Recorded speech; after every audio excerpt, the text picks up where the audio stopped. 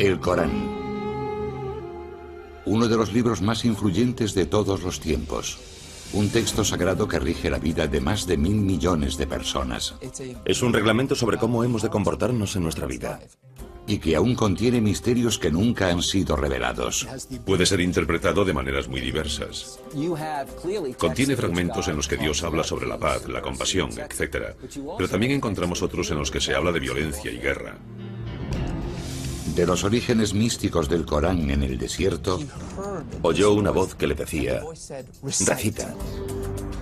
A sus escalofriantes advertencias sobre la justicia y el castigo. El Corán no se reprime a la hora de explicar de forma explícita los castigos que nos aguardan en las llamas del infierno. ¿Qué hay en el fondo de esta sagrada escritura? ¿Cuáles son los secretos del Corán?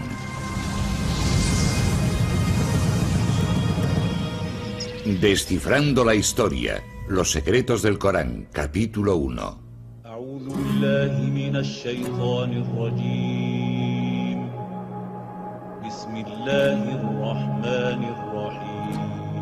Escuchen algunas de las palabras más poderosas de la historia de la humanidad. Son el motor de una de las religiones que más crece en el mundo.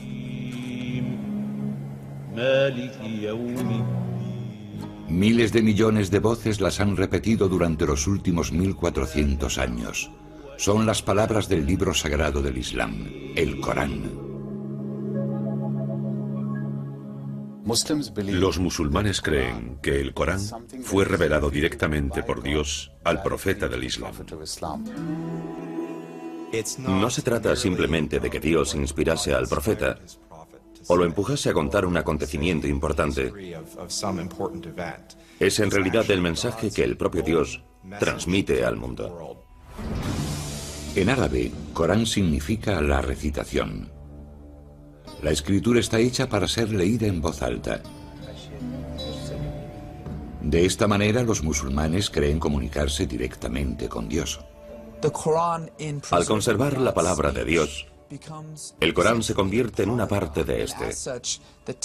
Y por tanto, el propio texto, las palabras, las páginas y el mismo libro son de por sí algo sagrado. Al hojear el texto sagrado, pueden apreciarse en un primer momento ciertas similitudes entre el Corán y las escrituras judías y cristianas. Todas hablan de un Dios único y omnipotente, y narran, en algunos casos, las mismas historias. Pero muchos consideran que el Corán es un libro envuelto en un halo de misterio. Sus versos, considerados durante mucho tiempo entre los más bellos jamás escritos en lengua árabe, forman un laberinto de lenguaje, siendo más propios de la poesía que de la prosa. Su distribución también dificulta su comprensión. Al contrario que la Biblia, el Corán no sigue un orden cronológico ni narrativo. Por el contrario, sus 114 capítulos, o suras, se organizan en función de su extensión, los más largos al principio y los más cortos al final. Encontramos un estilo que actualmente calificaríamos de flujo de conciencia. Hay cierto misterio, así que el lector curioso que se acerca al texto se queda algo extrañado. No cuenta la historia de Mahoma, ni siquiera cuenta la historia del mundo. Existen algunas referencias a la aparición del mundo, a la creación divina, pero no se encuentran al comienzo del Corán, sino a la mitad, en alguna parte. Los musulmanes no ven el Corán como una historia, sino como el mensaje de Dios a su creación, con el que trata de devolver a los creyentes al buen camino. Es un reglamento sobre cómo hemos de comportarnos en nuestra vida, sobre la definición de nuestra moral, sobre cómo afrontar la vida y las dificultades y conflictos que surgen en ella. Descifrar el significado del Corán no es una tarea sencilla.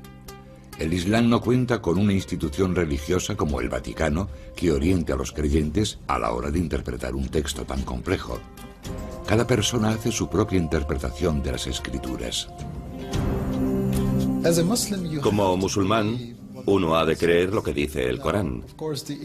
Pero claro, la interpretación de lo que dice el Corán varía en función de cada persona. Pero entonces, ¿qué dice realmente el Corán? ¿Y qué significa? Las palabras que rigen en la actualidad la vida de los musulmanes fueron reveladas en un momento concreto de la historia, a unas determinadas personas y en un determinado lugar. La historia tradicional musulmana del Corán comienza hace 1400 años, en una árida zona de la península arábiga. Un remoto lugar habitado por beduinos nómadas del desierto y que contaba con algunos poblados tribales. Los musulmanes conocen aquella época como Jahiliya, la edad de la ignorancia. Podría decirse que Arabia tenía una civilización atrasada si la comparamos con los grandes imperios de la época, con Bizancio a un lado y el imperio sasánida, el segundo imperio persa, al otro. En mitad del desierto, rodeada de montañas, se encontraba la ciudad de la Meca, centro social, económico y religioso de Arabia. En la Meca coexistían muchos planteamientos religiosos diferentes. Algunos árabes habían adoptado las creencias del judaísmo y el cristianismo, y las historias y enseñanzas de ambas doctrinas eran de sobra conocidas en la región. La Meca preislámica era una ciudad llena de judíos y cristianos. Allí se combinaban distintas ideas del cristianismo y del judaísmo. Sin embargo, el panorama religioso de Arabia en el siglo VI está dominado por personas que creen en una multitud de dioses. Cada año los peregrinos invaden la Meca para rendir culto en la Kaaba, un sepulcro convertido en el panteón de un sinfín de deidades e ídolos. Creían en la existencia de Dios, pero Dios, de alguna forma, era una figura demasiado distante como para relacionarla con la rutina diaria de los hombres. Así pues, estos ídolos funcionaban como intermediarios entre Dios y los hombres. A mediados del siglo VI, la Kaaba albergaba 360 ídolos. La peregrinación anual al sepulcro reportaba enormes beneficios económicos a la tribu que controlaba el lugar sagrado, los Quraysh. Llegaba un montón de gente que debía hacer algún tipo de ofrenda y pagar un tributo, así que era un negocio muy lucrativo. Los Quraysh estaban amasando una enorme fortuna. Mientras sus líderes se enriquecían, la mayoría de los habitantes de la Meca vivían en la más absoluta miseria. Había un problema enorme en lo que respecta a la distribución desigual de la riqueza. Había problemas con los derechos de los huérfanos, las mujeres y los necesitados. La esclavitud era una práctica habitual en la Meca. Las niñas se consideraban algo inútil y a menudo eran enterradas al nacer. Esa es la ciudad de la Meca en la que en el año 570 nace un niño llamado Muhammad ibn Abdullah. Un niño pobre que se convertiría en el profeta de una de las religiones más importantes del mundo. Para los musulmanes, mostrar cualquier tipo de imagen de Mahoma es una blasfemia. Se sabe muy poco de la infancia de Mahoma, y los relatos existentes fueron escritos más de 100 años después de su muerte. Dichas historias afirman que cuando Mahoma cumplió los 6 años, sus padres ya habían muerto. Siendo huérfano en una sociedad como aquella, enormemente estratificada, tenía que ser pobre. Debía de pertenecer al grupo que no formaba parte de la aristocracia hacendada que controlaba prácticamente todos los aspectos de la organización política, social y económica de la ciudad. Sin embargo, Mahoma encontró el apoyo de un tío suyo muy poderoso, y a los 25 años ya era un comerciante de éxito que lideraba una caravana y se había hecho un nombre como hábil hombre de negocios. Mahoma también tenía fama de hombre íntegro y llamó la atención de una acaudalada viuda mayor que él llamada Khadija, que lo contrató para que dirigiese una caravana suya. Poco después, ella le hizo una propuesta de matrimonio. Según las biografías musulmanas tradicionales, Mahoma tuvo éxito en sus negocios y un matrimonio feliz. Sin embargo, seguía tratando de encontrar un sentido a un mundo asolado por la pobreza y la injusticia. Pienso en el profeta como un hombre con inquietudes religiosas que estaba sensibilizado con una idea de Dios y en cuya vida la espiritualidad ocupaba un lugar cada vez más importante. Mahoma comenzó a cuestionarse las religiones tribales que adoraban a distintos dioses. Muchos creen que formó parte de un pequeño grupo de personas de Arabia que no estaban de acuerdo con el paganismo imperante, con los rituales, con el politeísmo que dominaba Arabia. Cada cierto tiempo se apartaba de la sociedad para reflexionar sobre las realidades de la existencia humana. En uno de esos retiros, en una cueva fuera de la Meca, Mahoma tuvo una visión que cambiaría el curso de la historia. En aquella cueva, según la tradición musulmana, se le reveló la palabra de Dios, desencadenando una serie de eventos que ayudaron a crear el mundo que hoy conocemos. 5 veces al día, los musulmanes de todo el mundo oran en una determinada dirección. Se colocan mirando a la ciudad sagrada de la Meca, situada en la actual Arabia Saudí. Pero a comienzos del siglo VII, la Meca, el lugar más sagrado del Islam, era un lugar de culto pagano y una ciudad llena de injusticias. Así fue hasta la aparición de uno de los textos más sagrados del mundo, el Corán. Según la tradición, un comerciante de 40 años llamado Muhammad ibn Abdullah solía retirarse a una cueva alejada de la Meca para reflexionar en solitario sobre un mundo que consideraba cada vez más opresivo. Se cree que en el año 610, durante uno de sus retiros de meditación en la cueva, una presencia abrumadora se apoderó repentinamente de Mahoma. Sintió una presión repentina en el pecho. La oscuridad lo rodeaba y sintió que una mano gigante le asía y lo apretaba, apenas dejándole respirar. Y en su mente oyó una voz que le decía: recita, recita. Se quedaría estupefacto, aturdido. Seguramente se preguntaría si realmente había oído algo. Y entonces lo oyó de nuevo y dijo: no tengo nada que recitar. Y aquella voz, que según la tradición pertenecía al arcángel Gabriel, reveló el primer verso del Corán. Sura 96, primera aleya. Recita en el nombre de tu Señor, que ha creado al hombre de sangre coagulada. Recita, tu Señor es el munífico, que ha enseñado el uso del cálamo, ha enseñado al hombre lo que no sabía. Es un momento importantísimo, porque es el instante en el que Mahoma deja de ser un simple comerciante de la Meca, preocupado por los males de la sociedad, para convertirse de pronto en lo que en la tradición bíblica se conoce como profeta. Y como le sucede a muchos profetas, no quiere ni oír hablar de ello. Presa del pánico y preocupado por su salud, Mahoma va a buscar a su esposa Khadija. Lo que quiere realmente es suicidarse. Pero finalmente Khadija lo evita y le explica que ha recibido la llamada de Dios, que éste le ha asignado una tarea profética y que no tiene otra alternativa que dar a conocer el mensaje.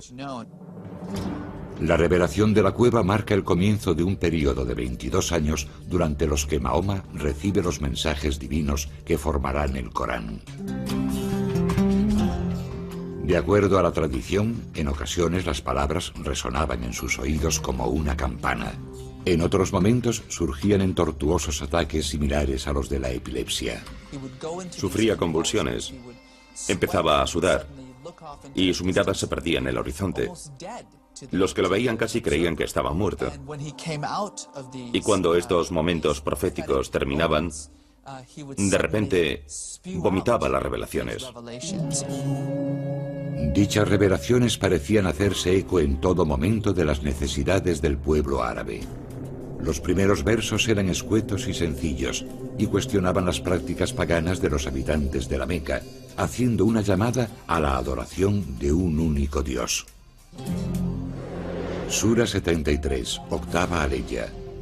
Y menciona el nombre de tu Señor y conságrate totalmente a Él. El Señor del Oriente y del Occidente, no hay más Dios que Él. Tómale pues como protector. Durante los primeros años de revelaciones, Mahoma memoriza los versos y los comparte solamente con su mujer y sus allegados. Poco a poco empieza a creer que tiene una misión profética y que es su deber transmitir a los demás la palabra sagrada que guarda en su mente. Finalmente, en el año 612, el reticente profeta va al centro de la Meca y comienza a predicar. Era un aviso a los ciudadanos de la Meca, que a ojos del profeta habían perdido la conciencia, si es que la habían tenido alguna vez, de la existencia de un Dios supremo, de un único Dios que los había creado y les mostraba el camino. El Dios del que habla Mahoma es glorioso y compasivo, pero también colérico. El profeta dice a los habitantes de la Meca que sus actos en la tierra tendrán consecuencias cuando llegue el día del juicio. Tenemos a un hombre del que se sabe que ha estado haciendo vigilias, que llega, digamos, al mercado y dice: el mundo se acabará. El Dios que lo creó le pondrá fin y os incumbe a todos. Se trata de un mensaje muy contundente. Es un mensaje contundente, pero no novedoso. Mahoma dejó muy claro que el Corán era la misma revelación que la hecha a judíos y cristianos siglos atrás. Un mensaje de Dios a la humanidad. No obstante, la revelación se dirigía esta vez al pueblo árabe, por vez primera, y en su propia lengua. El profeta nunca dijo que estuviese creando una nueva religión. Simplemente dijo que era un mensajero que portaba el mismo mensaje que había sido transmitido anteriormente por un gran número de figuras de su historia común. El Corán repite una y otra vez: no olvidéis lo que le sucedió a Abraham cuando... Y entonces cuenta una historia sobre Abraham. No olvidéis lo que le sucedió a José, y cuenta una historia sobre José. Lo más curioso es que dichas historias aparecen en una especie de adaptación, de versión resumida de esos grandes relatos. La gente a la que se revelaba el Corán ya conocía esas historias, puesto que vivía en una ciudad empapada de dichas tradiciones. Según los musulmanes, uno de los aspectos más notables del Corán es que Mahoma memorizó las revelaciones a medida que se le comunicaban, para después recitárselas literalmente a sus discípulos. A pesar de que existía en aquella época una forma escrita de la lengua árabe, no eran muchos los que sabían leer o escribir. Mahoma no era una excepción. En el Islam se cree que Mahoma era analfabeto. Esto pone de manifiesto, por supuesto, que él no pudo escribir las revelaciones. Y por otra parte surge la pregunta de cómo se conservaron. El pequeño grupo de discípulos de Mahoma memoriza rápidamente cada nueva revelación, añadiéndola verso a verso a los fragmentos del Corán que ya conocen. Dado el tipo de cultura en la que viven, tales hazañas memorísticas no resultan sorprendentes. Estamos hablando de culturas basadas en la oralidad. En cierta manera, la cultura oral en la que vivía Mahoma permitía que la gente escuchase algo una o dos veces y que fuese capaz de memorizarlo y recitarlo posteriormente palabra por palabra. El conjunto de revelaciones se va ampliando y Mahoma sigue predicando en las calles de la Meca, atrayendo a un pequeño grupo de conversos. Sus discípulos comienzan a ser conocidos como musulmanes, que significa los que se someten a Dios. El mensaje de Mahoma resulta especialmente atractivo a los pobres y marginados de la ciudad, que se identifican con las reclamaciones sociales de los versos, que defienden la liberación de los esclavos y el ejercicio de la caridad con los necesitados. Algunos de los que se convirtieron al mensaje del Corán lo hicieron seducidos por la belleza del lenguaje, que algunos veían tan perfecto que lo consideraban una prueba de la existencia de Dios. Si le preguntas a un musulmán, bueno, ¿qué pruebas hay de que se trate de una revelación divina?, te contestará, y llevan haciéndolo más de 1000 años, que la prueba es el propio Corán, que ese es el mayor milagro, que un analfabeto en medio de ninguna parte cree de pronto un documento tan magnífico y poderoso. Pero no todos están contentos con lo que predica Mahoma. Su provocador mensaje, que se niega a reconocer la divinidad de los ídolos que alberga la Kaaba, atrae las iras de la tribu dominante, los Quraysh, ya que amenaza su posición de poder. Si no hacían falta intermediarios ante Dios, no había razón para la existencia de los ídolos. Y sin los ídolos, la Kaaba no tenía razón de ser. Sin la Kaaba, tampoco hay ninguna razón que justifique el dominio de la Meca como capital social y económica de la península arábiga. El conflicto de los Quraysh con Mahoma y sus revelaciones no se debía a motivos teológicos, sino que era un conflicto económico, un conflicto político. Los Quraysh y el grupo mayoritario de la Meca no se muestran demasiado condescendientes con el pequeño grupo de seguidores del mensaje de Mahoma. Los musulmanes son brutalmente perseguidos. Algunos sufren palizas en las calles, otros son torturados. Durante 9 años, los musulmanes soportan las humillaciones, manteniéndose firmes en su creencia de que no hay más Dios que Dios. El propio Mahoma goza de la protección de su acaudalada esposa y su poderoso tío, pero tras la muerte de ambos, el profeta y sus discípulos se dan cuenta de que no les queda otra alternativa que huir de la Meca. La estructura social había sido destrozada hasta tal punto que se veía incapaz de proseguir su misión en la Meca. Y decidió que tendría que buscar una especie de base de operaciones alternativa. El cambio de lugar traerá consigo un nuevo tipo de mensaje para el Corán, que hará hincapié en las leyes y en la guerra.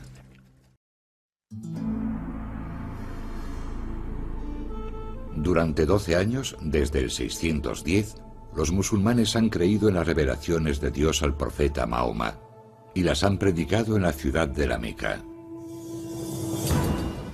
Pero la vida del cada vez mayor grupo de discípulos de Mahoma se hace peligrosa. Los líderes de la ciudad rechazan la creencia de los musulmanes en la existencia de un único Dios, persiguen con saña a los creyentes y ponen precio a la cabeza del profeta. La suerte de Mahoma cambia en el año 622 cuando recibe la invitación de unos forasteros. Desde un oasis cercano, llegó a la Meca un grupo de personas en busca de alguien que pudiese resolver una disputa que tenían. Pensaron que Mahoma como profeta era la persona ideal para el puesto. Y finalmente acordaron que no solo acogerían a Mahoma y a su familia, sino a todo un grupo de musulmanes.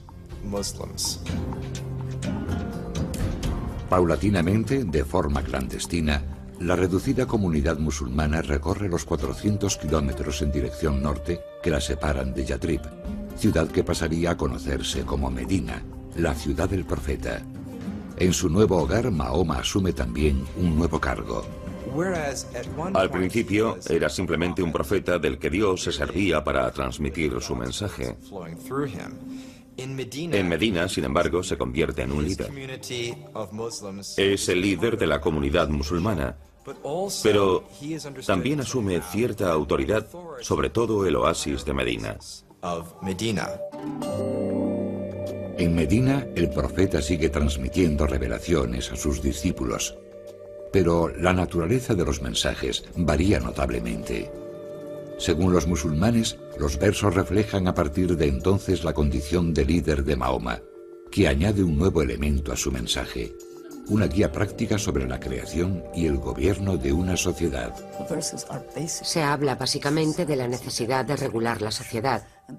Por lo tanto, las leyes son lo más interesante del período en Medina. Podría decirse que prácticamente toda la legislación incluida en el Corán proviene de esa etapa.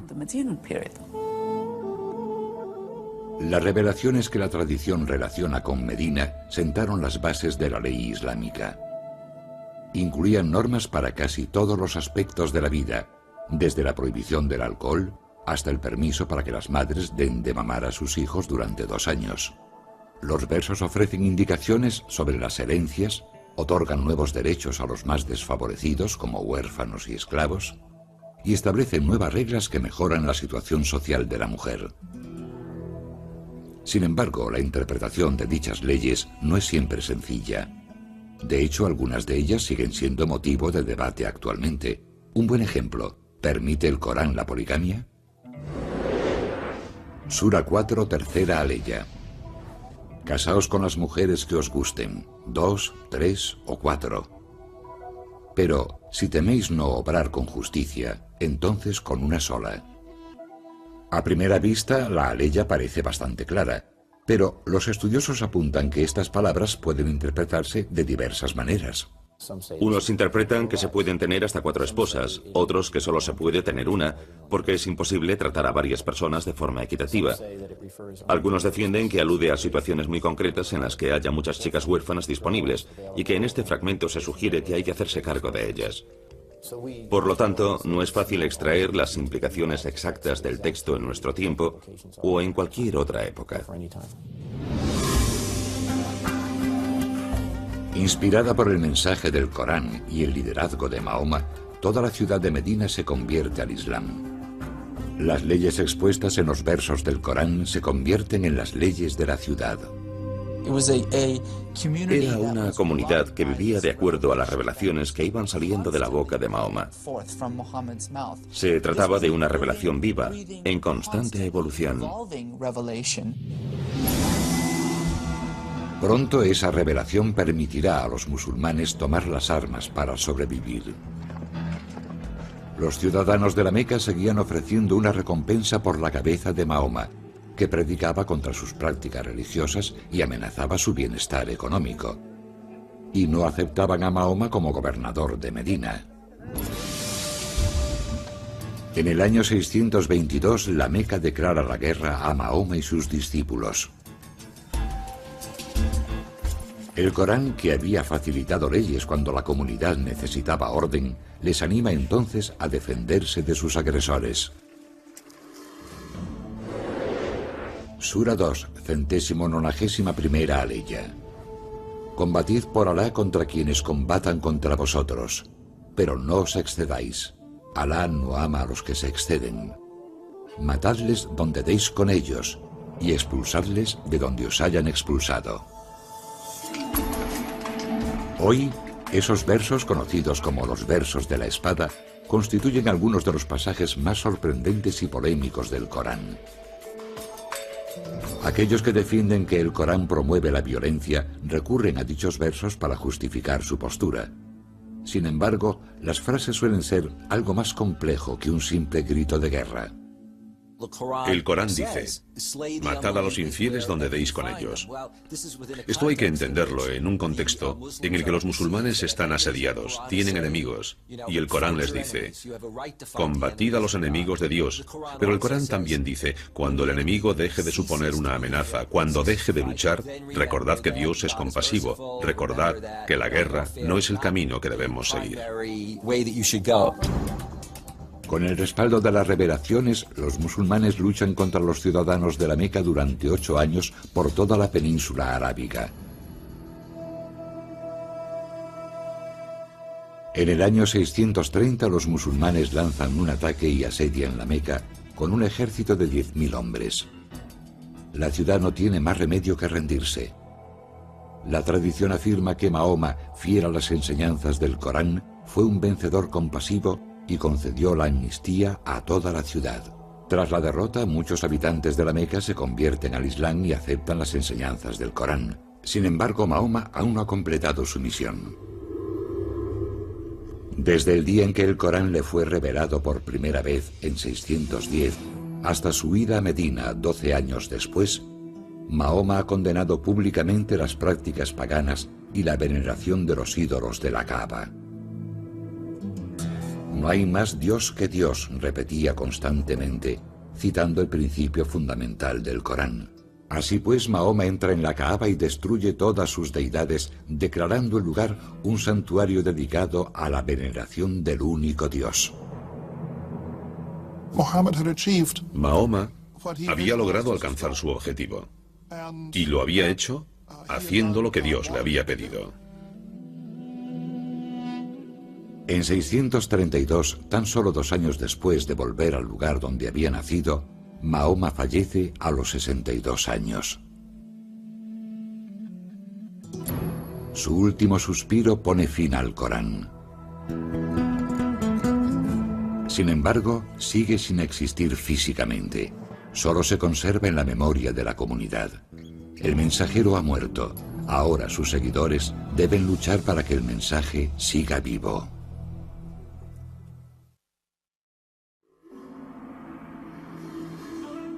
Según la tradición musulmana, los versos del Corán fueron revelados hace 14 siglos y a lo largo de 22 años al profeta Mahoma.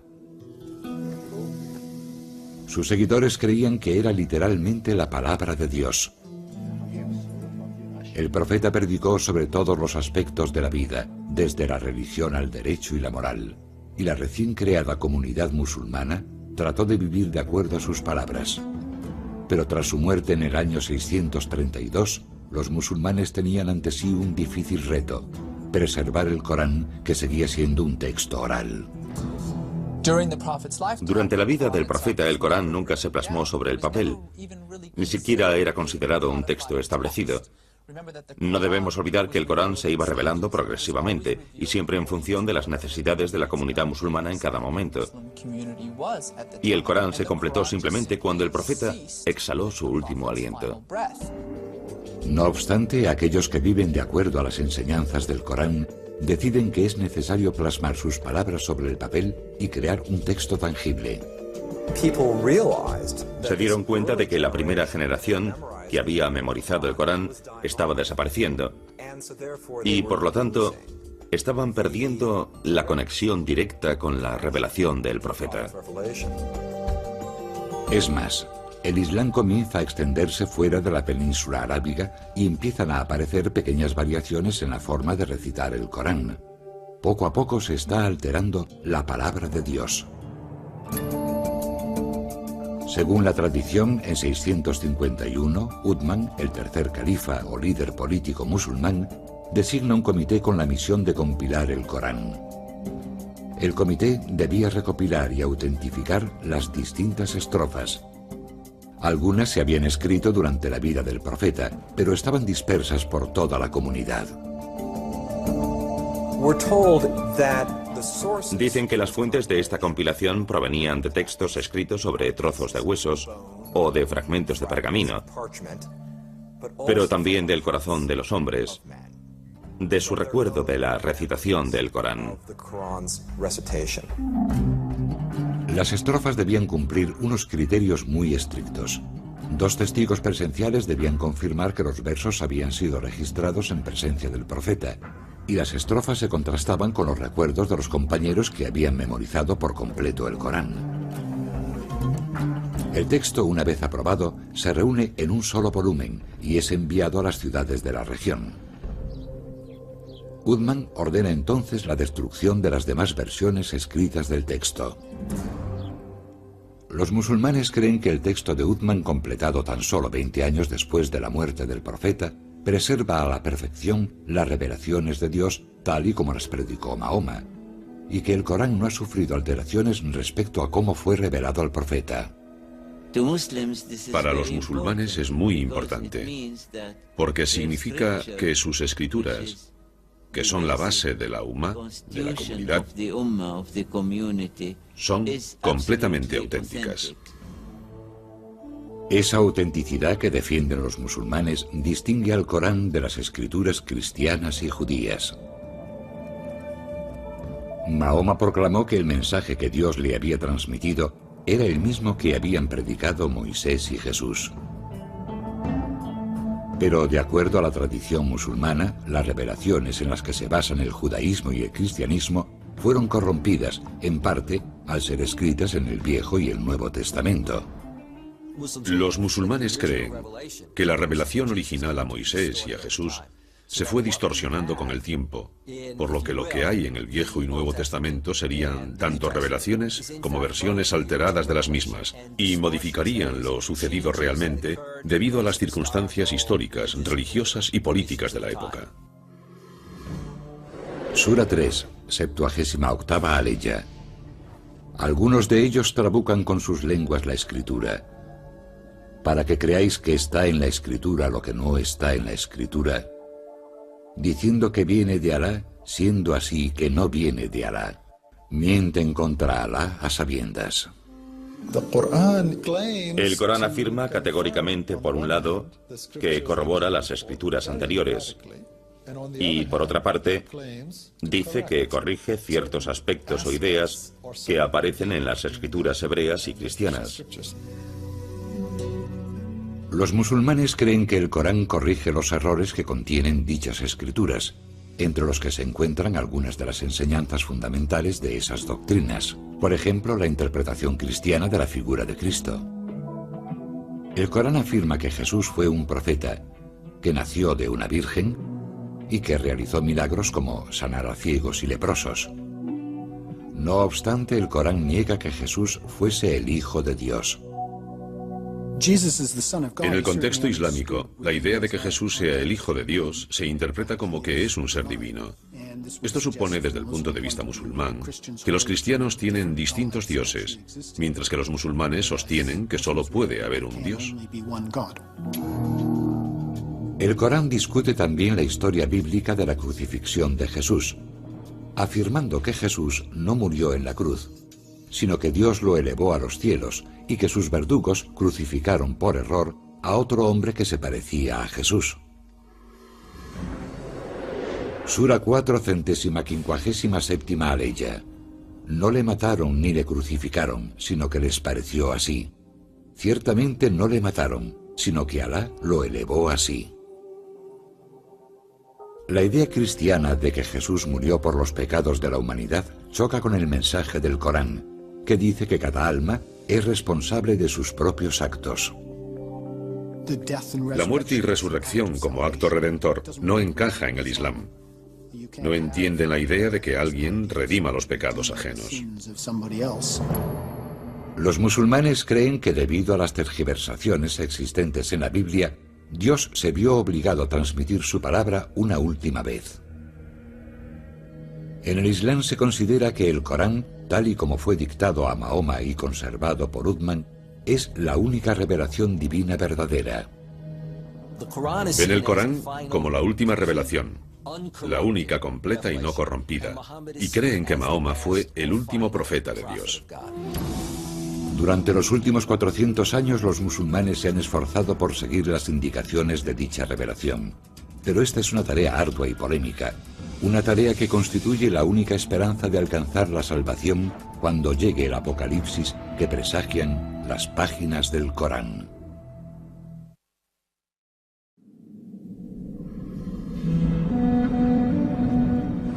Sura 81, primera aleya. Cuando el sol sea oscurecido, cuando las estrellas pierdan su brillo, cuando las montañas sean puentes en marcha, cuando los mares sean hinchados, cuando las almas sean apareadas, cuando el cielo sea desollado, cuando el fuego de la gehenna sea avivado, entonces cada cual sabrá lo que presenta. Así será el momento, dice el Corán, en el que Dios decida poner fin al mundo. Aunque el Corán es un texto misterioso y de difícil interpretación, sí contiene al menos un mensaje indudablemente claro. Verso tras verso, el Corán advierte de que el apocalipsis es inevitable, advierte de la llegada de un día en el que se ajustarán las cuentas, las montañas se derrumbarán y los fetos de los animales caerán de las matrices de sus madres. El Corán es muy rotundo y explícito cuando habla del fin del mundo, de que se producirá un cataclismo, una erupción del orden natural.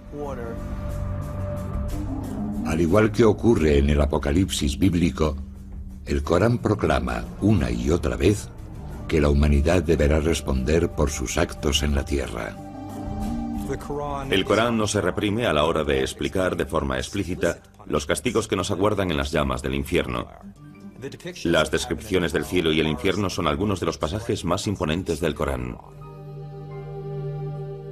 Como ocurre en muchas estrofas del texto, las descripciones de la otra vida reflejan el lugar donde el Corán fue revelado. La imaginería del cielo y el infierno parece dirigida específicamente a un público formado por moradores del desierto. el cielo se describe como un jardín exuberante y repleto de agua. Las descripciones del infierno, del mismo modo, hacen hincapié en el calor, el fuego, cosas como calderas de cobre fundido vertidas en las gargantas de personas sedientas en lugar de agua. Así pues, se toman el dolor y el sufrimiento naturales de esa zona y se llevan a un nivel superior para describir los padecimientos del infierno. Para los musulmanes, el único modo de conseguir la salvación en el día del juicio final consiste en seguir el Corán. Pero la interpretación exacta de lo que quiere decir el libro sagrado ha levantado polémicas durante siglos, en parte debido a que el Islam no cuenta con una única autoridad religiosa. El Islam no tiene una estructura jerárquica, no existe una institución como la Iglesia. Por lo tanto, los fieles pueden formarse su propia opinión libremente. Dificultar las cosas puede parecer una paradoja. Si Dios desea revelar su mensaje, ¿por qué a veces las escrituras son tan crípticas? Sura 3, séptima aleya. Él es quien te ha revelado la escritura. Algunas de sus aleyas son unívocas y otras son equívocas. Pero nadie, sino Alá, conoce la interpretación de ello. La mayoría de los musulmanes cree que el único intérprete verdadero del Corán fue el propio Mahoma. Como mensajero elegido de Dios, se dice que comprendía todas las revelaciones, tanto los versos concisos y directos como aquellos que no resultan tan claros.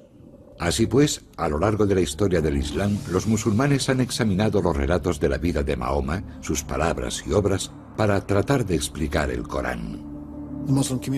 La comunidad musulmana sostiene que las palabras y actos de Mahoma eran la perfecta manifestación de la voluntad de Dios, y que de hecho su propia vida es una revelación, al igual que el Corán. Sin embargo, el estudio de la vida de Mahoma no ha conseguido explicar por completo la palabra eterna de Dios. Distintas sectas y escuelas musulmanas se han enfrentado a lo largo de los siglos, tratando de imponer sus diversas interpretaciones. Algunos han utilizado el texto para justificar la muerte de otros musulmanes, de los que consideraban que se habían apartado de la fe. Otros sostienen que el Corán fomenta una actitud combativa ante los fieles de otras religiones. Podría decirse que el Corán es un documento bastante flexible. Uno puede hallar argumentos a favor y en contra de una determinada idea. La verdad es que la gente también lo hace al citar a Lincoln, a Washington, a Jefferson. Uno encuentra lo que anda buscando, y el caso del Corán no es distinto. Hace 1400 años el Corán fue revelado a una pequeña comunidad del desierto. Hoy es la piedra angular de la vida de 1.300 millones de fieles a lo ancho del mundo. Desde la primera revelación en una cueva a las afueras de la Meca y a lo largo de toda la historia del Islam, los musulmanes han tratado de aplicar las enseñanzas del Corán. Cada persona realiza su propia interpretación de la voluntad de Dios a través del mensaje contenido en las Escrituras. El Corán debe entenderse en el contexto del que habló un gran estudioso del Islam, un océano. El océano es una enorme criatura llena de misterios. Los musulmanes han encontrado en ese océano, durante siglos, inspiración sobre el amor y el temor, el conocimiento y las leyes, la ira y la violencia, el misticismo y el ritual. Su fe en el Corán ha cambiado la historia. Como sucede con todas las religiones, los textos sagrados pueden desatar pasiones, sacando lo peor de aquellos que afirman vivir de acuerdo a su mensaje, o, por el contrario, acercar lo divino a los hombres.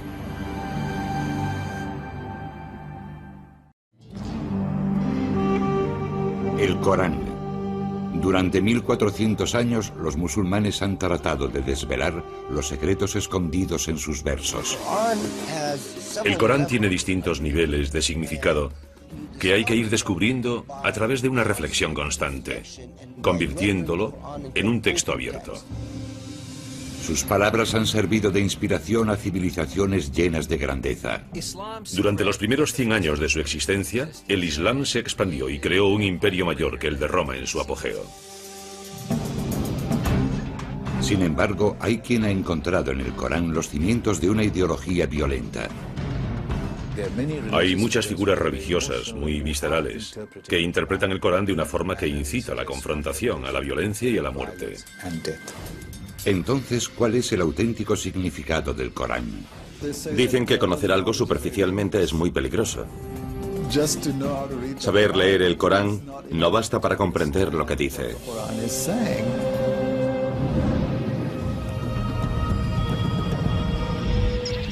Descifrando la historia. Los secretos del Corán, capítulo 2.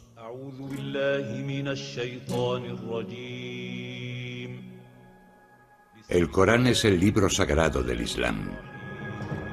Más de 1.000 millones de musulmanes en todo el mundo creen que se trata de la palabra de Dios, transmitida directamente al profeta Mahoma en el siglo VII. Al contrario que la Biblia, el Corán no tiene una estructura narrativa tradicional. Se compone de 114 capítulos distribuidos fundamentalmente en función de su extensión.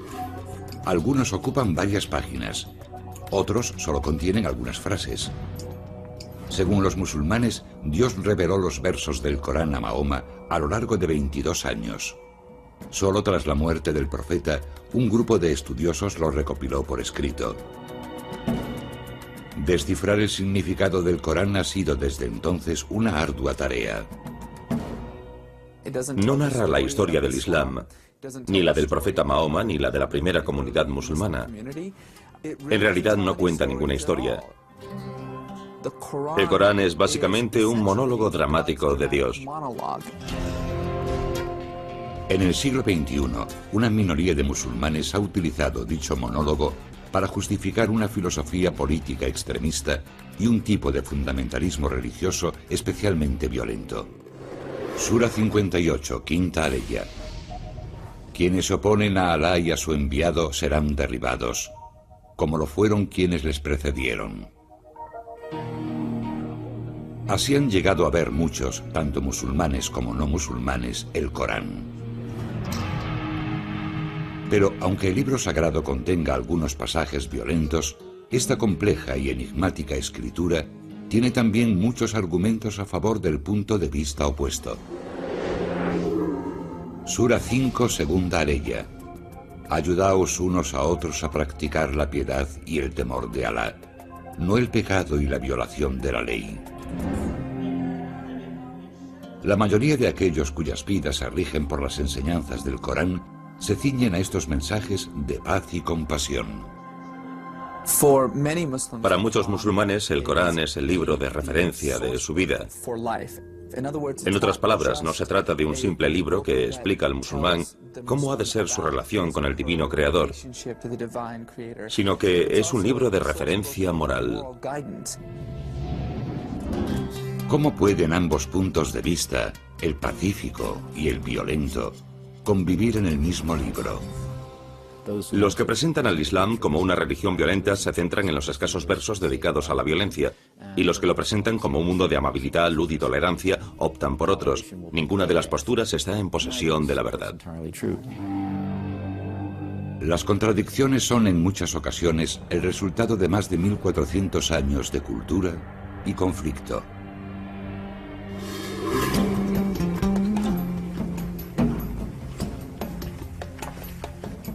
Según los musulmanes, en el año 610, en la ciudad de la Meca, en la península arábiga, Muhammad ibn Abdullah sintió la llamada de Dios. Las revelaciones hechas a Mahoma pasarían a conocerse como el Corán. Muchas de las revelaciones retrataban una sociedad más justa e igualitaria y tenían un alcance revolucionario. Cuando Mahoma comenzó a predicar, su mensaje cautivó rápidamente el corazón y la mente de las gentes que habían padecido injusticias y opresión durante generaciones. Debemos atender a los pobres, debemos atender a los necesitados, a los empobrecidos, a los que han perdido sus posesiones, a los indefensos. Ese es el concepto fundamental de justicia social del Islam. Mahoma logró unificar bajo la bandera del Islam a lo que hasta entonces era un revoltijo de tribus guerreras, cada una de las cuales adoraba una serie de dioses diferentes. En unas décadas el mensaje del Corán se propagó por toda la península. Tras la muerte de Mahoma en el año 632, los gobernantes musulmanes o califas siguieron predicando la palabra del libro sagrado. Sura 18, 29ª aleya. Y di al pueblo: la verdad viene de vuestro Señor, que crea quien quiera, y quien no quiera, que no crea. El Corán exhorta a los musulmanes a difundir el Islam, a difundir su mensaje. E interpretaron la propagación del Islam, especialmente los gobernantes, de un modo imperial. En solo 50 años, lo que en un principio era una pequeña comunidad de creyentes concentrada en la Meca y Medina, había absorbido completamente el subcontinente indio. Había tomado casi todo el norte de África y había obligado al imperio cristiano a recluirse en Europa, transformándolo en poco más que un poder regional. El Corán fue la inspiración de una serie de imperios.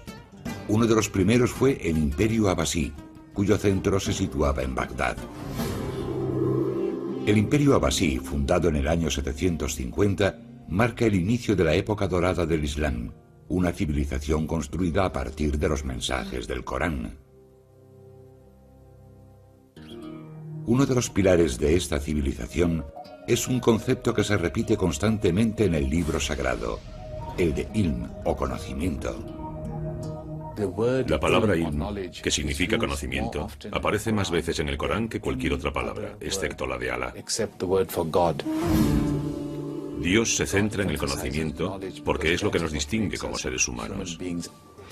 Según muchos estudiosos, el ilm inspiró a los gobernantes del imperio y ayudó a que sus civilizaciones prosperasen. El Corán es la semilla, y esta germinó, sirviendo de inspiración a esos hombres de Arabia que tan solo necesitaban algo que fomentase su curiosidad, sus ganas de conocer. El Imperio Abasí alcanzó un nivel sin precedentes en el ámbito de las ciencias, las matemáticas y la tecnología. Sus intelectuales conservaron muchos textos griegos antiguos que de lo contrario se habrían perdido, permitiendo que estos llegasen posteriormente a los europeos. En aquella época, las grandes obras literarias, las grandes obras filosóficas, especialmente las de Aristóteles, no se conservaron en griego, sino en árabe. Estas grandes obras que se convierten en la base de la civilización occidental no se traducen del griego al latín, sino del árabe al latín. El Corán también es una fuente de inspiración para el mundo de las artes y la cultura. En el arte islámico, por ejemplo, se otorga una gran importancia a la caligrafía, a reproducir de una forma bella la escritura árabe, sobre todo cuando se copian versos coránicos. Los versos del Corán como elemento ornamental son un aspecto muy representativo del arte islámico. Al igual que los primeros monjes cristianos que copiaban la Biblia, los calígrafos elegidos para transcribir el Corán gozan de gran prestigio. En ocasiones se tardaban años en completar una copia del libro sagrado. A medida que el Imperio Abasí se extiende, difundiendo la palabra del Corán, millones de personas comienzan a vivir de acuerdo a su mensaje. Una de esas normas gira en torno a una palabra que no aparece con demasiada frecuencia en el Corán, pero que se ha convertido en uno de los conceptos más polémicos y malinterpretados: la yihad. La palabra yihad se refiere fundamentalmente a la lucha por ser un buen musulmán, por ajustarse a los códigos del Islam. Ese es su significado original. Yihad significa lucha. El concepto tiene dos vertientes: la yihad menor y la mayor. La yihad mayor, término que usa por vez primera el propio Mahoma, designa la lucha interna para mejorar el alma y convertirse en un mejor ser humano a los ojos de Dios. La tradición islámica concede más importancia a la yihad mayor. La yihad menor, sin embargo, ha atraído más miradas a lo largo de la historia y ha suscitado grandes polémicas. La forma menor de la yihad es una yihad física. Si te atacan, si atacan a tu familia, a tu esposa, a tus hijos, debes hacer frente a dicho ataque. Sura 22, 39 aleya. Les está permitido defenderse a quienes son atacados, porque han sido tratados injustamente. Alá es ciertamente poderoso para auxiliarles. Un buen musulmán, si el Islam o la comunidad se ven asediados, tiene el derecho y la obligación de defender su fe, a la comunidad, a sí mismo. El concepto de yihad como lucha no tardaría en adquirir un nuevo matiz para los seguidores del Corán.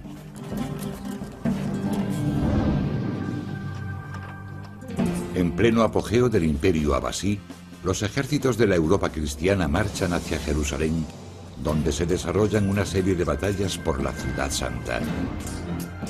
Son las Cruzadas.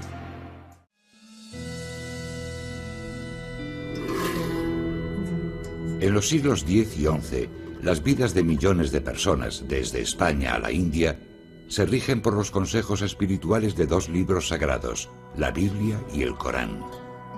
Guiados por el Corán, los líderes musulmanes gobiernan varios imperios importantes, enormes ciudades de riqueza y cultura, centros de sabiduría y arte. La Europa cristiana, por el contrario, languidece en la etapa conocida como Alta Edad Media. No obstante, ambas doctrinas, así como sus libros sagrados, tienen mucho en común. El Islam considera a los fieles cristianos y judíos compañeros de la fe que creen en el mismo Dios. Sura 2, 62 aleya. Los creyentes, los judíos, los cristianos, quienes creen en Alá y en el último día y obran bien, estos tienen su recompensa junto a su Señor. El Corán contiene asimismo numerosas referencias a figuras bíblicas. Sura 57, 27 aleya. Tras ellos mandamos a nuestros otros enviados, así como a Jesús, hijo de María, a quien dimos el Evangelio. Pusimos en los corazones de quienes le siguieron mansedumbre y misericordia. Sin embargo, el mundo musulmán no tiene un gran concepto de la cultura europea. Los musulmanes tenían una idea muy clara de cómo eran los pueblos del norte de Europa. Seguían una religión equivocada, eran groseros, poco higiénicos y parecían animales. Ambos mundos se enzarzarían en un sangriento conflicto por uno de los lugares más sagrados de la tierra, Jerusalén, una ciudad santa para cristianos, judíos y musulmanes. Después de la Meca y Medina, Jerusalén es la tercera ciudad santa del Islam, en la que la cúpula de la roca señala el lugar donde, según la tradición, Mahoma ascendió a los cielos. Durante siglos, tras la muerte del profeta en el año 632, Jerusalén estuvo en manos de los musulmanes árabes que habían difundido el mensaje del Corán por toda la región. Posteriormente, a finales del siglo XI, los musulmanes turcos asumieron el control de la ciudad. Los turcos no son árabes, son un grupo étnico distinto, pero son musulmanes. Se fueron desplazando hacia el sur, atravesaron Siria y en 1077 arrebataron Jerusalén a los árabes. El imperio turco también se expande hacia el oeste y pronto se convierte en una amenaza para la Europa cristiana. La iglesia bizantina, situada cerca de las fronteras del imperio turco, fue la primera en sentir la presión de este. En 1095, Bizancio solicita ayuda a sus compañeros cristianos de Roma. El emperador bizantino envió un mensaje al Papa para solicitar su ayuda en la defensa de sus fronteras frente a las incursiones de los turcos, porque se estaban acercando cada vez más a Constantinopla, la capital. El Papa Urbano II se compromete a ayudarlo militarmente y hace un llamamiento a los caballeros poderosos de Europa. Para motivarlos, el Papa Urbano define el conflicto como una batalla religiosa entre ambas doctrinas y sus libros sagrados. Urbano no se limita a pedir la expulsión de los turcos de Asia Menor, sino que anima a continuar la lucha hasta echarlos de las regiones que habían conquistado, incluyendo Siria y, lo que es más importante, Jerusalén.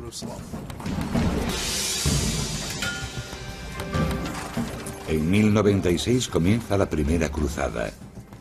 Más de 50.000 campesinos cristianos y unos 7.000 caballeros inician la marcha desde Europa hacia Tierra Santa. Tras un duro viaje de 3 años, llegan a las colinas que vigilan Jerusalén e inician el asedio a la ciudad. El asedio se prolonga durante un mes, durante el cual mueren en combate y a causa de las enfermedades más de 1000 cruzados. El 15 de julio de 1099, los cristianos atraviesan las murallas que rodean Jerusalén y entran en la ciudad. Había mucho rencor en aquella gente. Los cruzados habían hecho un viaje de 3 años para llegar hasta allí. Y después de muchas semanas, a las puertas de Jerusalén, creían que iban a morir. Cuando por fin consiguieron entrar, saquearon brutalmente la ciudad.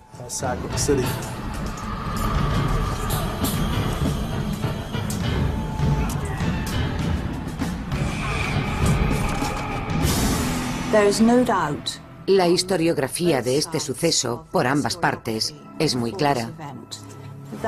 Los cruzados fueron extraordinariamente sanguinarios.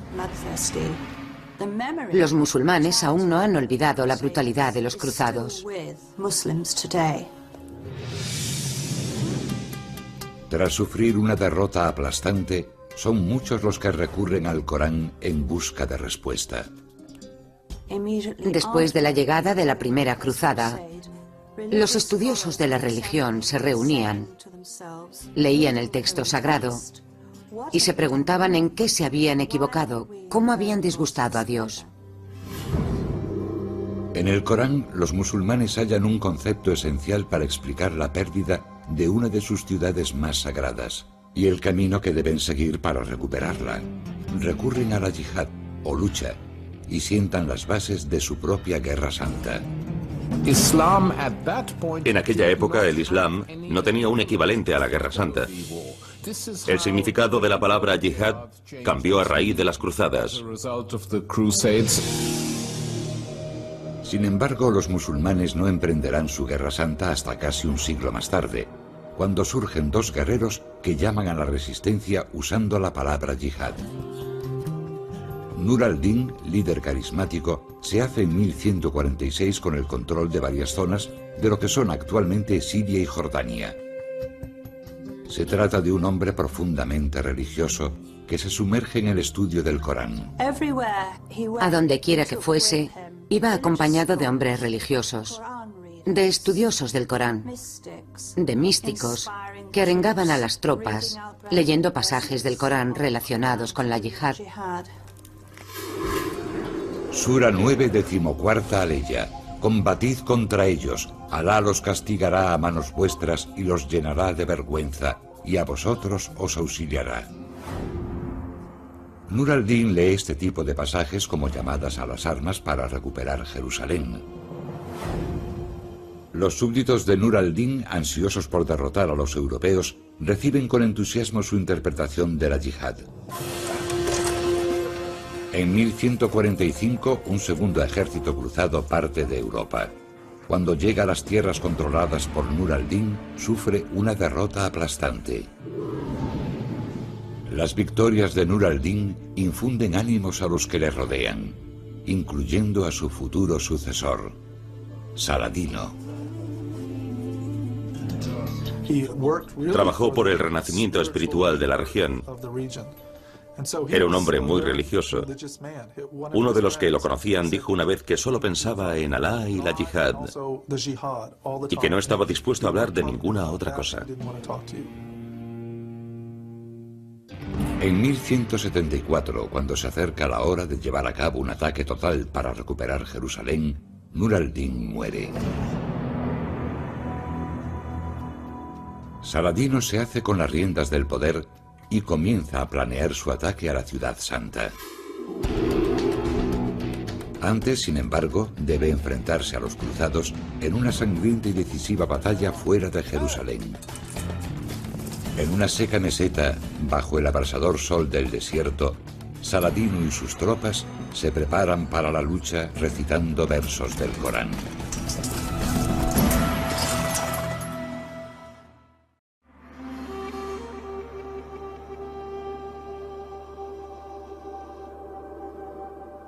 ...4 de julio de 1187... amanece en el desfiladero de Hattin, un árido desierto situado a unos 100 kilómetros de la ciudad de Jerusalén.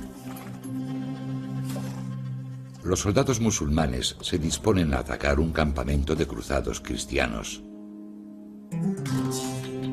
Para motivar a sus hombres, Saladino ordena a uno de sus consejeros religiosos que lea pasajes del Corán. Sura 3, 195ª aleya. Borraré las malas obras de los que fueron expulsados de sus hogares, de los que padecieron por mi causa, de los que combatieron y fueron muertos.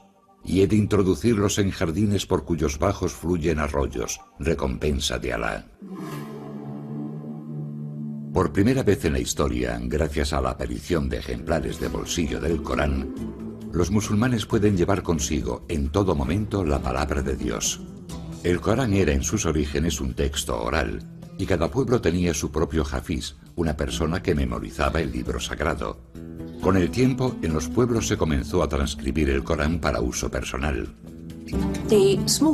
Los pequeños Coranes de bolsillo, que aparecieron en el siglo XI, eran de papel y permitieron que la gente corriente tuviera acceso al texto sagrado.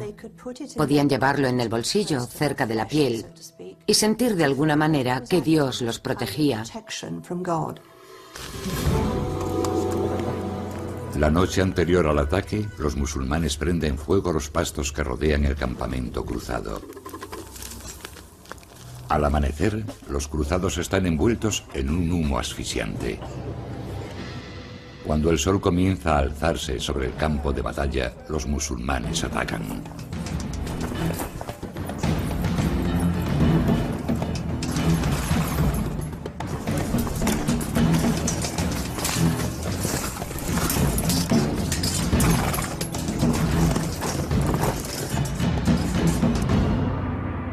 Después de medio día de lucha encarnizada, el ejército cruzado es arrollado. Envalentonado por la victoria, Saladino se dispone a recuperar Jerusalén. 3 meses después, el ejército de Saladino llega a las puertas de la ciudad santa y la rodea. Tras 12 días de asedio, los cristianos, ampliamente superados en número, se rinden. Saladino debe decidir entonces qué hacer con los miles de prisioneros que tiene a su cargo. Sus consejeros lo convencieron de que era una buena oportunidad de mostrarse compasivo, de demostrar la superioridad del Islam sobre el cristianismo. Saladino decide aceptar la rendición del ejército cristiano y libera a todos los prisioneros sin tomar represalias. Permite que se vayan todos los que pueden pagar su rescate y asume el pago del rescate de todos aquellos que no pueden permitírselo. Un acto semejante solo puede hacerlo alguien que, como Saladino, esté inspirado por el Corán. La pérdida de Jerusalén es un duro golpe para los cristianos de Europa. Tras la caída de la ciudad, se organiza rápidamente otra cruzada para recuperarla. La tercera cruzada, iniciada en 1189, es liderada por el rey de Inglaterra, Ricardo Corazón de León. Al igual que Saladino, es conocido por su gran devoción y por su valor en la batalla. Ambos guerreros son dignos adversarios. Ricardo habría oído hablar de Saladino y conocería su reputación, incluso antes de partir desde Europa hacia Tierra Santa. Saladino era tan elogiado como temido. Los primeros enfrentamientos entre Ricardo y Saladino se saldan con victorias cristianas. Pero tomar Jerusalén será bastante más complicado. Saladino tiene un ejército potente, y el campo abierto que rodea la ciudad amurallada dificulta cualquier ataque. Musulmanes y cristianos se encuentran en un punto muerto. El 2 de septiembre de 1192, ambos bandos declaran una tregua. La Tercera Cruzada supuso una decepción desde el punto de vista musulmán. Saladino no fue capaz de expulsar para siempre a los cruzados del territorio musulmán. Cristianos y musulmanes han combatido ferozmente en nombre de sus libros sagrados. Sin embargo, ninguno de los dos bandos ha conseguido una victoria definitiva, por lo que las batallas libradas a lo largo de más de 100 años siguen sin resolver el conflicto. Siglos más tarde, aquellas heridas volverían a abrirse a causa del conflicto entre el Islam y la modernidad. Cuando llega ese momento, dos estudiosos musulmanes sientan las bases de una nueva era del Islam. Una era en la que se defiende una nueva interpretación del Corán y de lo que éste dice sobre la yihad.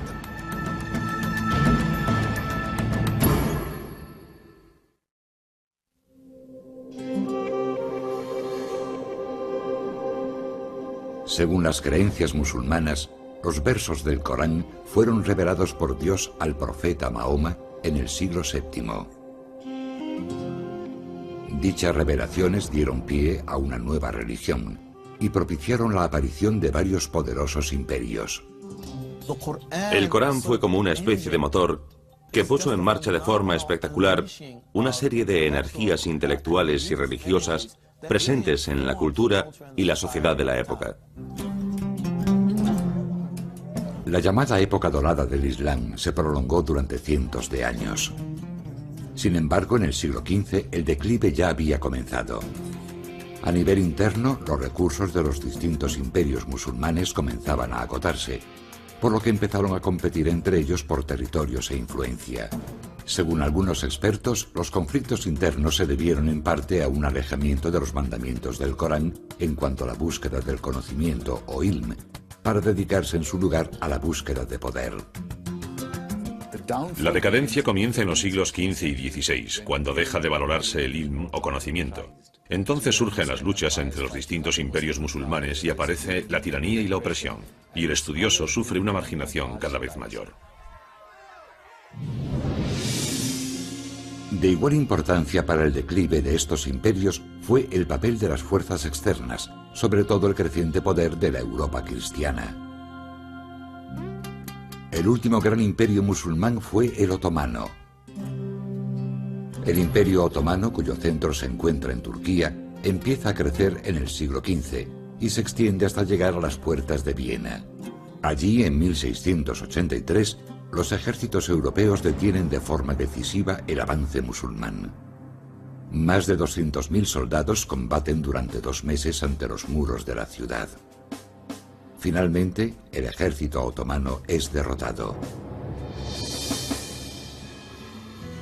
Desde este momento, la influencia musulmana va perdiendo terreno ante las potencias europeas. Ya no existe una autoridad política central, por lo que se van extendiendo a lo largo del mundo musulmán distintas interpretaciones del Islam. Ante esta situación surge un movimiento que pretende que el Islam recupere su pasado esplendor a través de una lectura literal del Corán. A mediados del siglo XVIII vive en el Imperio Otomano, en plena decadencia, en lo que hoy es Arabia Saudí, un intelectual llamado Muhammad ibn Abd al-Wahhab. Llega a la conclusión de que los musulmanes se han alejado de las enseñanzas del Corán y se declara partidario de volver a los elementos fundamentales de su religión. Consideraba que la sociedad se estaba corrompiendo y, como en todo, por así decirlo, buen evangelista, la idea es que si uno se corrompe es porque se está apartando de la verdadera religión, así que es necesario volver a ella. En el caso de Wahhab, esto implica regresar al Corán y al ejemplo del profeta. Wahhab cree que debería prohibirse toda interpretación no ortodoxa del Corán. Defiende cosas como la lapidación de los adúlteros, la amputación de las manos a los ladrones, normas que se encuentran en el libro sagrado pero que no se aplican en todos los casos. Los que interpretan el Corán de forma literal no se dan cuenta de que fue escrito al comienzo de la época medieval o al final de la antigüedad. Una cosa es que estas normas aparezcan en el Corán y otra muy distinta es aplicarlas. La rígida interpretación del Corán de Wahhab podría no haber trascendido, de no haber sido por un fatídico encuentro. En 1744, durante un viaje por la península arábiga, Wahhab conoce a un líder local llamado Muhammad ibn Saud. Saud es un ambicioso líder que pretende unificar toda Arabia. Tiene la impresión de que las enseñanzas integristas de Wahhab le permitirán emplear tanto una espada de acero como una de fe para dominar la península. Firmaron un pacto que estipulaba que uno sería el líder religioso y el otro sería el líder político, y entre ambos se harían con toda la península. Después de casi 2 siglos, en 1924, los descendientes de Saud conquistaron finalmente Arabia, haciéndose con el control de las ciudades más sagradas del Islam, la Meca y Medina. 8 años más tarde se fundó el Estado moderno de Arabia Saudí. Las severas doctrinas del wahabismo se convirtieron en las leyes del reino. No obstante, Wahhab no fue el creador de la doctrina integrista de la época contemporánea.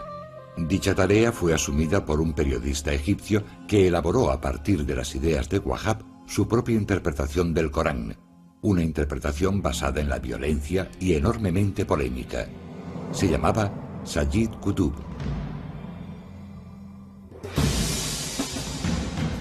1918. El fin de la Primera Guerra Mundial supone la caída final del decadente Imperio Otomano. En Oriente Medio, las potencias coloniales europeas se reparten las tierras árabes, donde establecen regímenes laicos y a menudo opresivos. Ese es el mundo en el que se cría Sayyid Qutb, nacido en Egipto en 1906. En su juventud, Qutb no es un hombre especialmente radical ni religioso. Como periodista y académico, su trabajo lo lleva a los Estados Unidos en 1948. Allí, sorprendido ante lo que considera una sociedad decadente, se radicaliza. Era un hombre laico cuando llegó a los Estados Unidos. Creo que hubo 2 cosas que le escandalizaron en ese país. En primer lugar, la segregación y las leyes racistas, que todavía seguían vigentes. En segundo lugar, las mujeres. Se sintió desconcertado ante la libertad de la que gozaban las mujeres. Le sorprendió enormemente. Al volver a Egipto, Qutb se afilió a los Hermanos Musulmanes, una organización política que rechazaba el colonialismo británico y promovía el regreso a una época en la que el Corán constituía la ley. La transformación de Qutb se aceleró cuando en 1954 Nasser, presidente de Egipto, comenzó a perseguir a la hermandad musulmana. Qutb fue arrestado y enviado a prisión. En las oscuras y sádicas prisiones del Egipto de Nasser, donde Qutb sufrió torturas, donde vio cómo torturaban y asesinaban a muchos de sus hermanos musulmanes, la reinterpretación radical del Corán se adueñó de él. Dejó de creer que con la predicación y una buena vida, de acuerdo a la moral musulmana, bastaba para cambiar la sociedad musulmana y árabe. Decidió que era necesaria una revolución. Su interpretación del Islam pasó a ser la visión de un Islam sitiado, de un pueblo musulmán en peligro. Qutb escribió en la cárcel 2 de sus obras más importantes, un comentario del Corán y un manifiesto político titulado Señales en el Camino. Al igual que Wahhab, Qutb defiende que el Corán es la única fuente de conocimiento y guía para la vida diaria. Qutb cree que el Islam solo puede salvarse volviendo a, según sus propias palabras, la verdadera fe. Encuentra también en el Corán la justificación de la lucha armada contra aquellos que se interpongan en su camino. Sayyid Qutb cogió las escrituras y destacó aquellos pasajes que hablan de lo que hay que hacer si uno está sitiado, de lo que hay que hacer si se plantea una lucha entre la fe y la falta de fe. Y utilizó los textos para legitimar lo que él hacía. Sus argumentos se basan en que el mundo ha cambiado y que los gobiernos musulmanes ya no defienden al mundo islámico de las incursiones del exterior. Por lo tanto, concluye, cada individuo musulmán ha de cargar con la responsabilidad de la yihad militar sobre sus propios hombros. Los escritos de Qutb despertaron, a lo largo de la década de los 60, el interés de muchos musulmanes de Oriente Medio, que llevaban años sufriendo la opresión colonial. Qutb reforzó la sensación, cada vez más extendida, de que el colonialismo equivalía a una nueva cruzada. Esa ideología sirvió como estímulo, tanto a los musulmanes, por así decirlo, mayoritarios, como para los activistas islámicos, y para un gran abanico de grupos extremistas que han ido apareciendo. Estas ideas nos llevan a Osama Bin Laden y Al-Qaeda. El legado dejado por Wahhab y Qutb a los extremistas haría que muchos, tanto musulmanes como no musulmanes, prestasen una mayor atención al Corán durante las décadas siguientes, estimulando el debate sobre el auténtico significado de sus misteriosas palabras.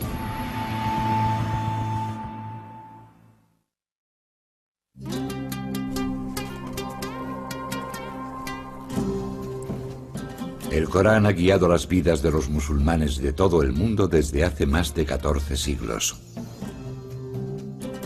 No obstante, lo que los creyentes hallan en sus páginas depende en gran medida de qué estén buscando. Como casi todos los libros sagrados, el Corán alberga una multitud de significados que en algunos casos resultan contradictorios y difíciles de conciliar. Muchos versos exhortan a vivir pacíficamente y a construir una sociedad basada en la justicia y la comprensión.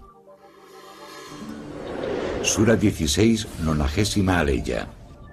Alá prescribe la justicia, la beneficencia y la liberalidad con los parientes.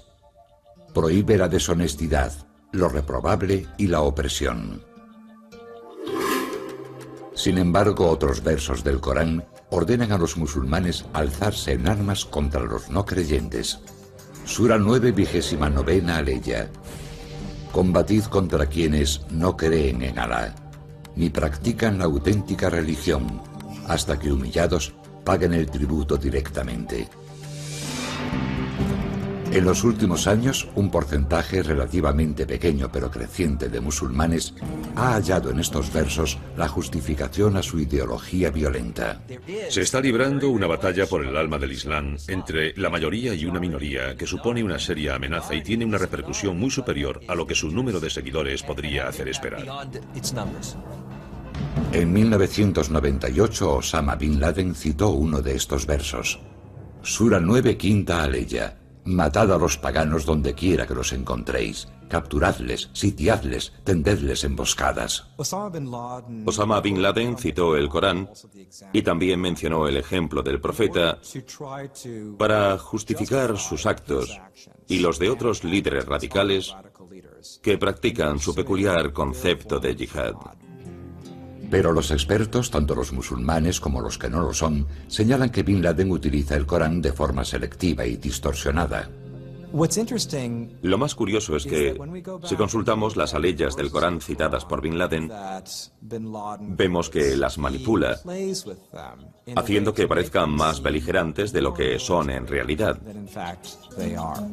Hace referencia a una estrofa que habla sobre la necesidad de combatir y matar a los infieles, y se detiene ahí, pero la aleya continúa. Pero el Corán también dice, cuando el enemigo deje de suponer una amenaza, cuando deje de luchar, recordad que Dios es compasivo, recordad que la guerra no es el camino que debemos seguir. Los especialistas afirman que esta clase de tergiversación es habitual entre los musulmanes radicales, que insisten en que hubo un tiempo en el que los seguidores del Corán aceptaban una única interpretación de sus palabras y vivían de acuerdo a dicha interpretación. El concepto de que existe una única versión del Islam que en un determinado momento se fracturó y dividió en versiones enfrentadas y que podemos recuperar volviendo atrás, es simplemente falso, jamás ha existido tal cosa. Desde el momento en que el profeta Mahoma reveló las primeras palabras del Corán, este ha sido asimilado e interpretado de muy diferentes maneras por parte de una multitud de personas de la comunidad. La actual crisis del Islam se centra en gran medida en la cuestión de si se debe utilizar el Corán para justificar atentados terroristas. Las raíces de dicha crisis pueden encontrarse en una lucha que prácticamente todas las grandes religiones han debido afrontar: cómo mantener la vigencia de sus textos sagrados en un mundo que parece restarles importancia. El Islam atraviesa una etapa similar a la vivida por otras doctrinas como el judaísmo y el cristianismo. Tiene este conflicto desde finales del siglo XIX, el de la relación entre la tradición y la modernidad. ¿Qué tipo de relación tiene una tradición religiosa con el mundo actual? El fundamentalismo es una reacción a la modernidad, una reacción al cambio. El cambio es algo inevitable y, por lo tanto, el fundamentalismo también lo es. También resulta inevitable que los creyentes busquen en el Corán la respuesta a sus dudas sobre el futuro. Aunque el Corán ha sido utilizado para definir el futuro, no pretende albergar los secretos del porvenir. En el fondo, el único futuro por el que se preocupa el Corán es el fin del mundo. A pesar de todo, algunos han proclamado haber encontrado en sus páginas algunas predicciones concretas. Un hombre musulmán, basándose en un pasaje del Corán que habla de una gran inundación, predice que un potente tsunami golpeará a los Estados Unidos en 2007 como castigo por sus crímenes contra la humanidad. Pero la mayoría de los estudiosos descartan este tipo de profecías, a las que consideran fruto de una lectura tergiversada del texto. Existe una infinidad de maneras de interpretar el significado del texto. Lo realmente complicado no es saber qué dice el texto, sino qué queremos nosotros que signifique. A lo largo de los siglos, tanto en tiempo de paz como en tiempo de guerra, el Corán ha ayudado a modelar la historia de la humanidad. Los mensajes del libro sagrado del Islam han propiciado algunas de las mayores civilizaciones del planeta, y también han sido citados como fuentes de inspiración de actos de barbarie. Los musulmanes respetan el Corán, se sienten motivados por él. El reto consiste en conseguir que se miren al espejo, ponérselo delante, para que nos digan de dónde salen algunas cosas. ¿Proviene todo esto del Corán? ¿Acaso no son más frecuentes en el Corán los mensajes de paz, compasión, amistad y conocimiento? Si lo conseguimos, podremos modificar la naturaleza de la sociedad musulmana en el siglo XXI. Cada vez más gente sabe leer y escribir, y todos pueden acceder al Corán. Así que los individuos musulmanes, y especialmente las mujeres, se acercan al Corán por su cuenta, en muchos casos por primera vez. De esta manera están creando un Islam cada vez más diverso, que es justo lo contrario de lo que pretenden los yihadistas y extremistas. La influencia del Corán en los acontecimientos futuros dependerá de cómo interpreten sus palabras los millones de creyentes del mundo y de cómo decidan vivir de acuerdo a su libro sagrado.